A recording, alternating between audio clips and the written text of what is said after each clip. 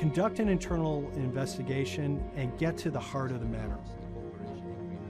And then along the way, he started to notice serious conflicts of interest. He is one of the few people who knows an extreme amount of detail regarding the alleged crimes by Carlos Ghosn, and he's now ready to tell his own story on the record about some of the events that happened.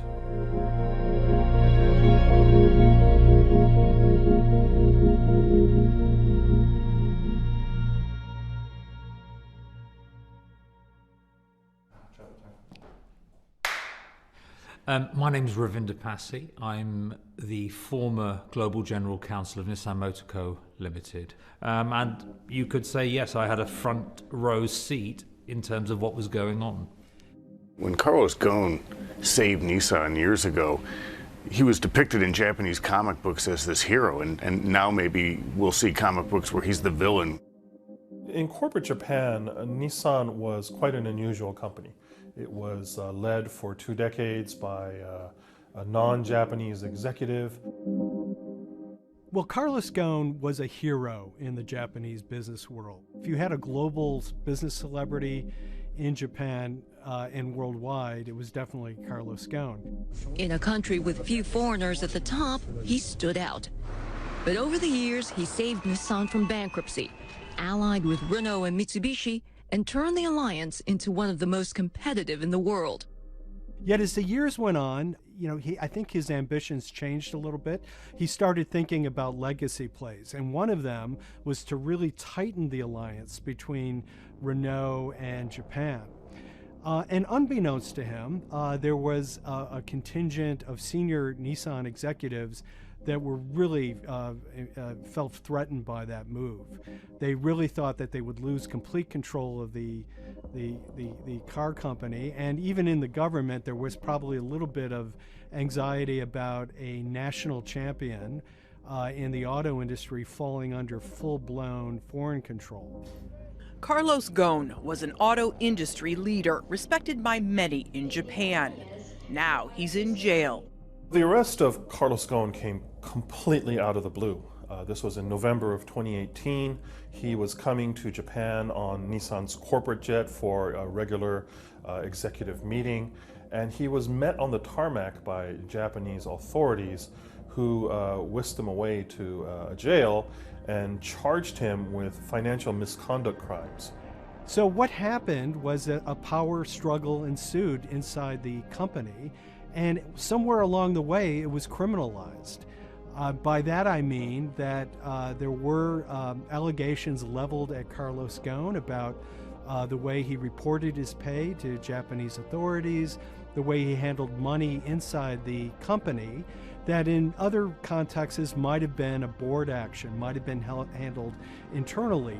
A number of executives at Nissan decided to take this difference and take it over to the Tokyo prosecutor's office, and that unleashed a chain of events that would shake the entire auto industry.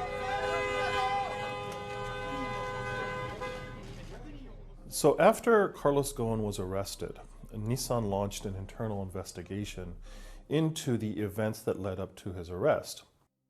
So Rav Passy was tasked with investigating Carlos Ghosn, and he was told, get to the heart of the matter, find out what Carlos Ghosn did wrong and bring it to our shareholders. It's really complicated because you had various things coming out of the weeds. 2018, the investigation has started, and we become aware of matters in terms of conflicts, actions by certain individuals that cause some concern because things might not quite be what they seem. So in our story, we really took a close look at Harinada and his role in Carlos Ghosn's downfall. Harinada is one of the most fascinating figures inside Nissan. He's also a lawyer. He's originally Malaysian. Hello, Mr. Hari. And he had a meteoric rise through the company and became very, very close to Carlos Ghosn and other top figures. He had a front row seat at all the major strategic deliberations at the company. And when he discovered that Carlos Ghosn, as his final legacy play, was going to tighten the relationship between Renault and Nissan, he made a decision to go against Carlos Ghosn. And he became one of the key figures that decided that Carlos Ghosn had to go.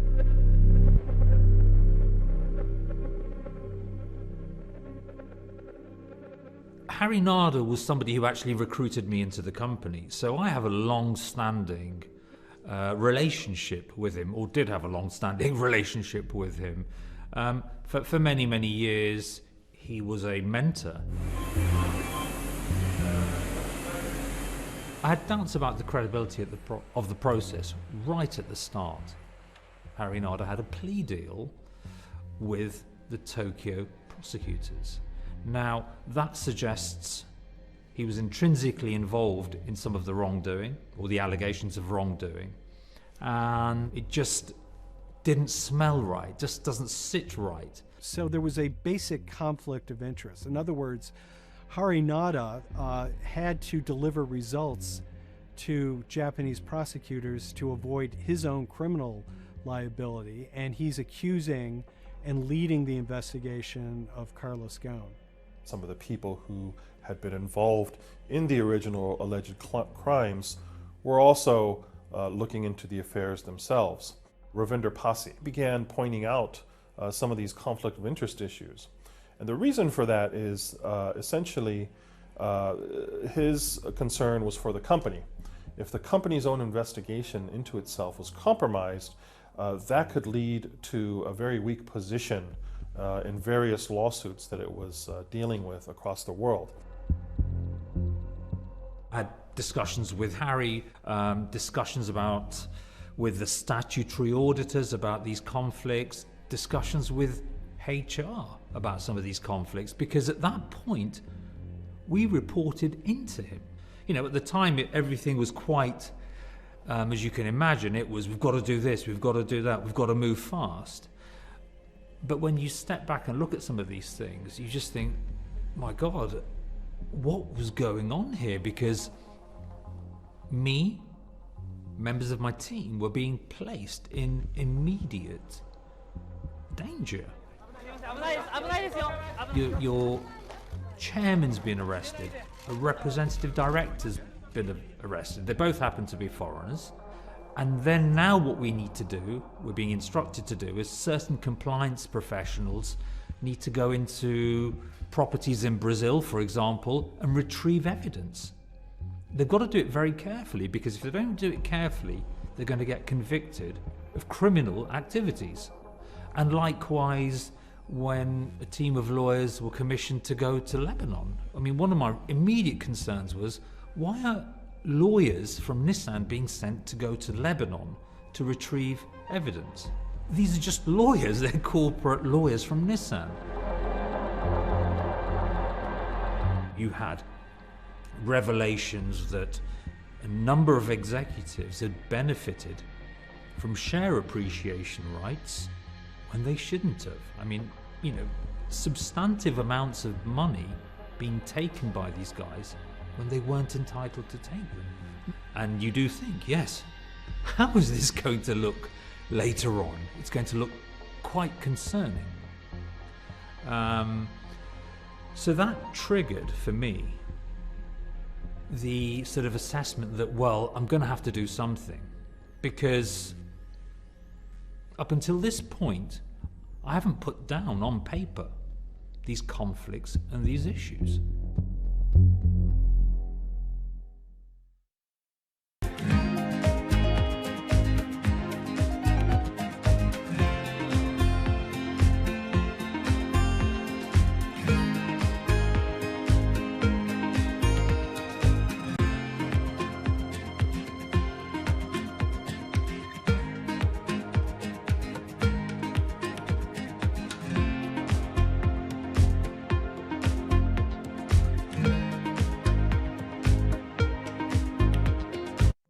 So Rav Pasi makes a fateful move. He writes this letter to the board listing every suspicion he has in great detail, backed up by evidence, backed up by memos, of why this internal investigation had serious problems.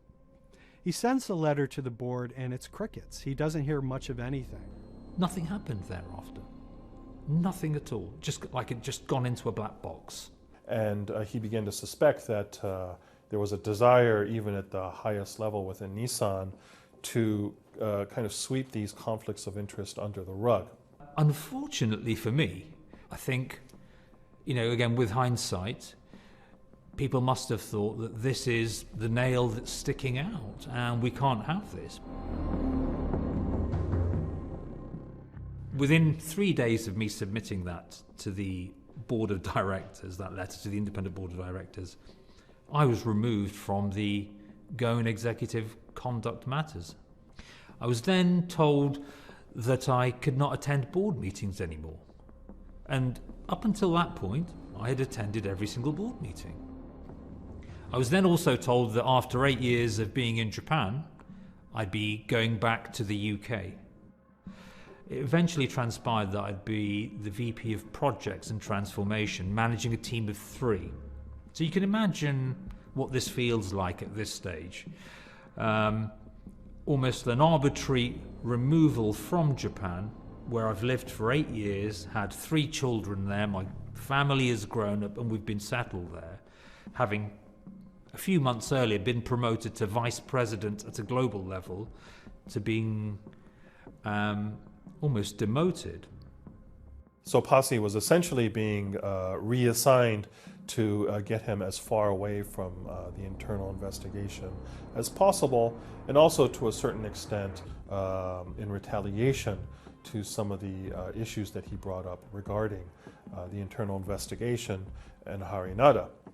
What happened to Rav Pasi can be seen as a series of corporate humiliations. I mean, first of all, his immediate responsibilities were taken away from him. Eventually, he lost, the coveted general counsel title. But it didn't stop there. Toward the end of his stay in Japan, Rav and his wife were convinced that they were being followed. During that period, I'd noticed that whilst driving my car, I'd have other cars following me. First time I noticed this was around mid-March, and I was driving, I can't remember where I was going, but this grey van, small van, just literally started following me. And I noticed that there was somebody in the car taking pictures. And lo and behold, we were absolutely being followed by people on foot or other individuals, 2 or 3, normally 2 burly men in a car, different cars at different times, following us around. They were following the family as well. And, given I'd seen the Nissan security department behave in a very, very egregious manner with others in terms of following and surveilling, I was very concerned as to what they were doing and who they were giving this information to. Because if they're giving this information to the authorities, you do think, why? What's going on here? I mean, this is just not normal behavior. And this all culminated in a rather dramatic event in the middle of 2020. Who are you people?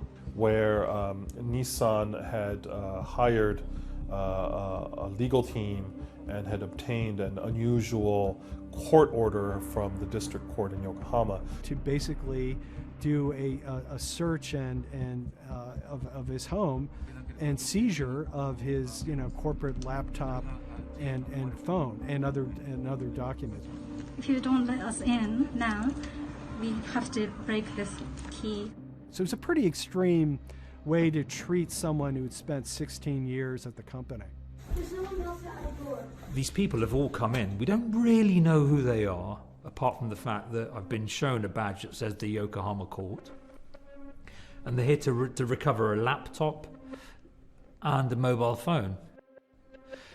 It was even more weird because I'd highlighted to the directors that their that certain Nissan executives were trying to recover this laptop and this phone whilst I was still in Japan. And I was very concerned because it had evidence on there that related to misconduct matters and other forms of inappropriate conduct. It was just another form of intimidation, another form of harassment, forcing me almost to leave the company and the country. Because once they'd retained and obtained these items, we were still followed, which again I just couldn't understand. What is the point of doing that? You know, this is a car company, this is not the KGB.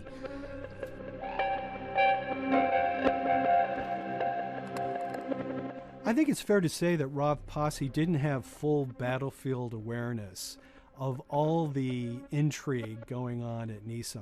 I mean, Harinata is interesting because he's both charismatic and charming, and one of the most brutal corporate infighters one could ever run across. This is a confidential company email, right? You should not have this. If he had fallen into line, he would probably still have his job at Nissan, be paid very well, and continued his work. A career that he spent 16 years building at Nissan is irretrievably broken. It's been smashed to smithereens. He and his family paid a huge price, certainly. But in terms of being able to sleep at night, I think he's come out ahead. I highlighted issues to the highest levels of the company so that they could be dealt with appropriately by those in charge. There was no response to those, and there was retaliation against me. What's really profound, like absolutely profound, is that none of your colleagues, I mean people who you have known for years, forget it. Yeah. You're on your own. Yeah. And you got to be ready for that.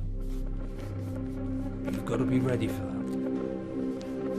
If you take it on anyway.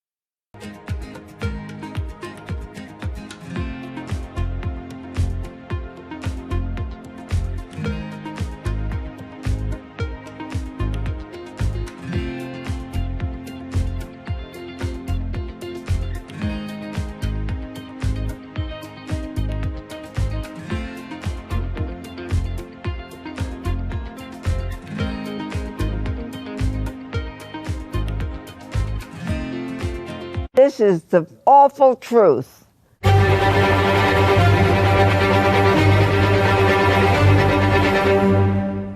There's always someone in the family that's pushing it.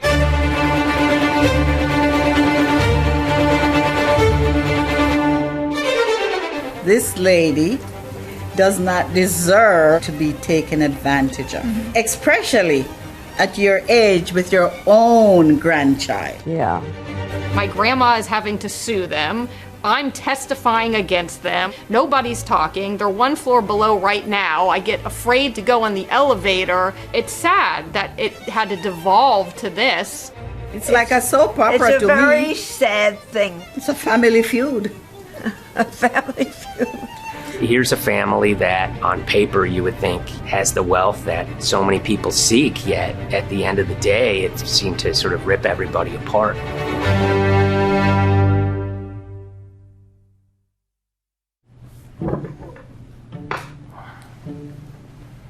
My name's Tom Schoenberg. I'm a senior reporter here.